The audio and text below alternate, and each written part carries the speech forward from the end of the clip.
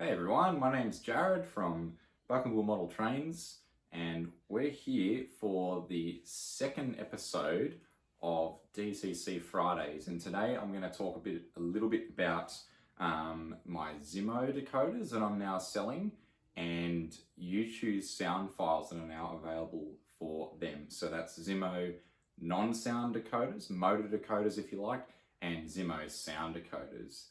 So let's jump straight into it. Apologies as this episode is a little bit less flashy, no titles or anything popping up, as my computer unfortunately died on Monday and I'm currently still waiting a replacement. So a little bit more low budget today on this one. So let's jump straight into it.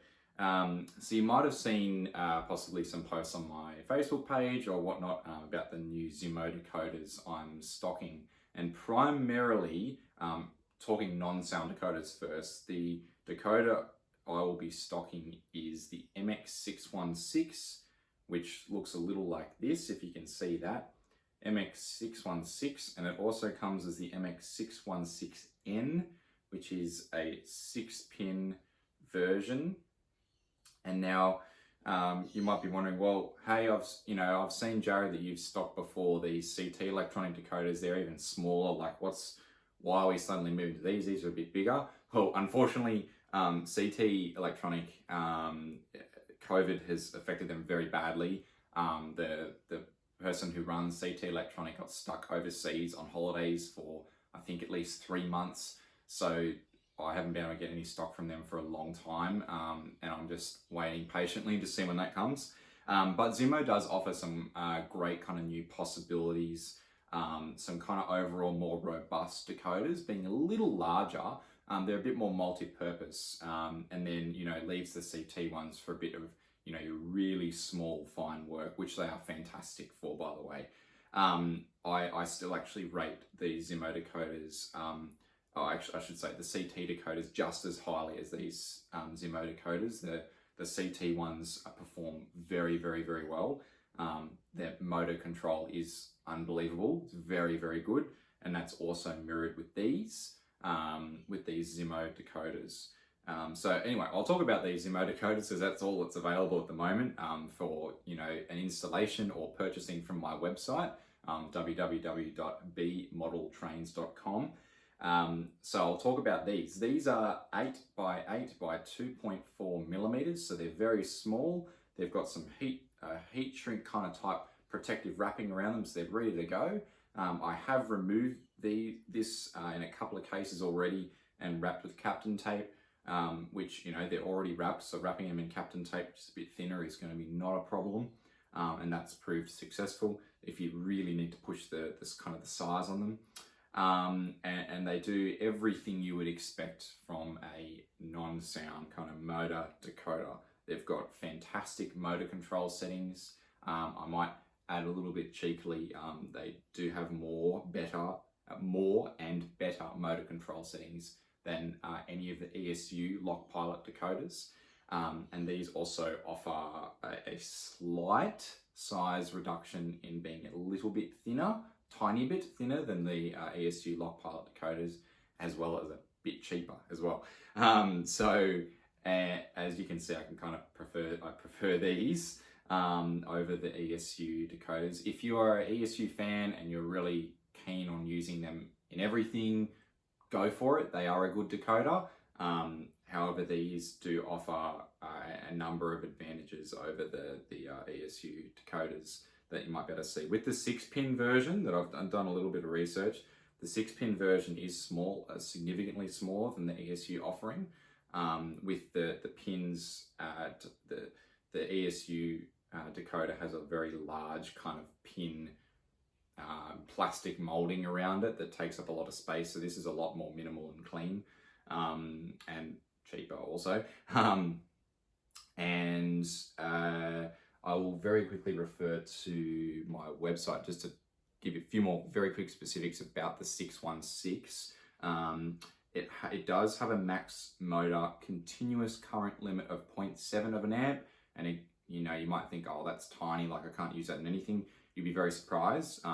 Basically anything N scale that was produced within the last 10 years, 15 years, 20 years.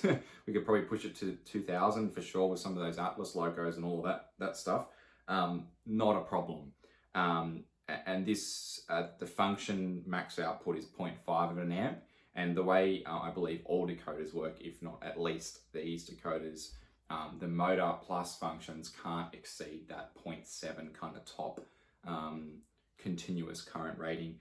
The motor, you can peak the motor up to 1.5 of an amp, which is actually pretty generous for a decoder that's sort of rated at 0.7 of an amp. So that will, you know, alleviate kind of any stress, and that's, they've said that's around like 20 seconds it can peak up to that. So it's pretty safe that way if you have a bit of an older motor that you know, draws a lot of current when starting or whatnot. They come with a blue wire already soldered on, and a white and a yellow, of course. There are two, I believe, I'm saying this in confidence, there are two extra functions that I can solder on for you. I'm happy to do that at no extra cost, unless you wanted to order like 20 of them, and then it will take me a bit of time. But yeah, I'm happy to do that. That's not a problem. And you've got all your standard, you know, light effects. They are, you know, in case you're really concerned, like it's fully NRMA DCC standard. It, you know, runs on every system, just as you would expect any other decoder. They're totally normal. And some other interesting features include that, you know, might be relevant if you're running with sound locos. It has an operable brake key. If you know what that's all about, it can do automatic uncoupling. It can support keep alive capacitor connection, which is also very helpful. Fun fact, it can actually be programmed to two complete different sets of CVs. So I don't know why you'd want to do that, but hey, you can do it. Of course, operable on DC, and it does support Railcom, a whole bunch of other things that I don't really know a lot about, different braking, automatic braking protocols and all sorts of things. So if you're into that, do some reading up on that, and I can pretty much guarantee that if that technology is out there, it will support it, as it's a latest offering out of Europe. One of the other non-sound Zimo decoders that I'm stocking as well is this little Next 18 decoder, which is very, very neat and small. I haven't done much comparative research on this, but I am pretty sure this is one of the smallest, if not the smallest, Next 18 motor decoders available. It's also quite cheap, being $47.50. The 616 decoders are all $55 via my website. This is $47.50.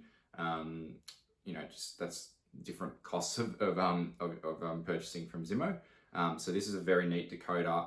All of the functions and kind of features I've read out of the 616, this will have also. Plus probably more, because it's an X18 decoder. It has all of your kind of functions wide in there on the pin. So no worries. Okay, I think we'll wrap this episode up there. If you have any suggestions for what you'd like me to cover in future, please let me know. If you'd like to get in contact with me, ask me any questions about anything, you can comment below, send me a message via Facebook. You can send me an email to bmodeltrains@gmail.com, or if you head to my website, there's a contact form there, my email address, my phone number. There's about 100 ways you can get in contact with me, so whatever works best for you. And we will see you next week. Thank you, everyone.